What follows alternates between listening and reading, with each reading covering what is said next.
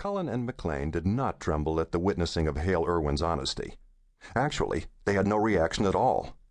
Initially, this left me startled and confused. It hadn't occurred to me that my sons wouldn't naturally feel pride at seeing one of their species demonstrate of what strong and noble stuff we are really made. Bewilderment edged towards panic. "Were you watching?" I asked. "Do you understand what they just showed us?" "Yes," they both said. But understanding in this case, I knew, didn't arrive without a feeling attached to it. They had not felt weak and then felt their spirits soar. Making a perfunctory nod in their direction, I turned back to stare blankly at the television screen as Cullen and McLean left the room. I lapsed into self-recrimination. While I knew myself to be a good father, clearly I'd been negligent in passing on some quite significant values.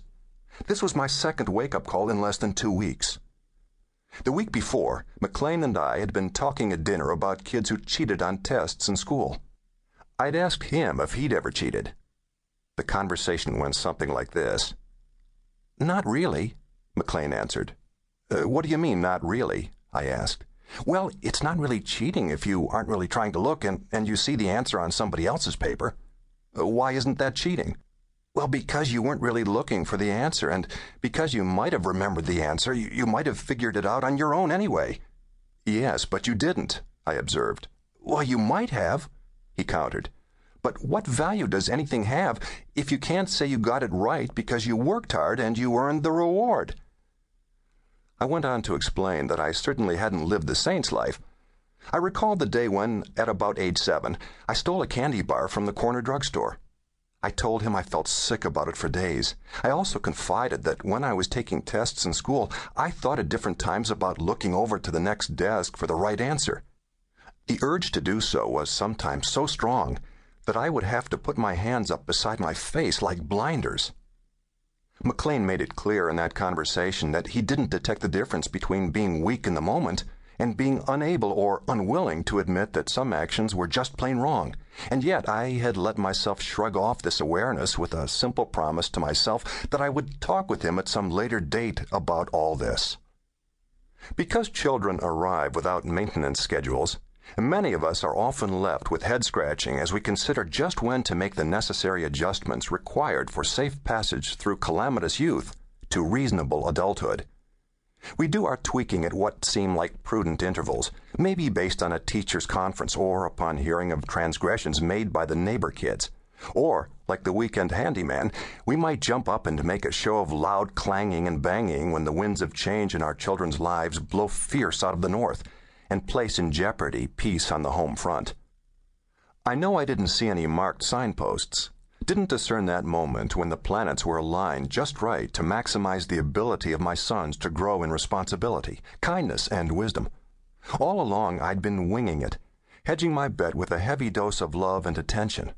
Lo and behold, my sons continually caused my chest to swell with pride and gratitude, lulling me into a false sense of security, especially as I saw that their peers were taking on outsized importance, and the pressure to achieve threatened everywhere. I should have prepared for my sons a carefully conceived strategy to make it more than likely that the two would grow to be clear-thinking, honorable, caring, and successful adults. But I hadn't. So as I sat alone, spiritually sick over the reaction of my 2 sons to golf, the great game of honor, I admonished myself to recognize that talk alone is never enough. Somehow, some way, I needed to show my sons how honesty and integrity should be and can be integrated into their lives.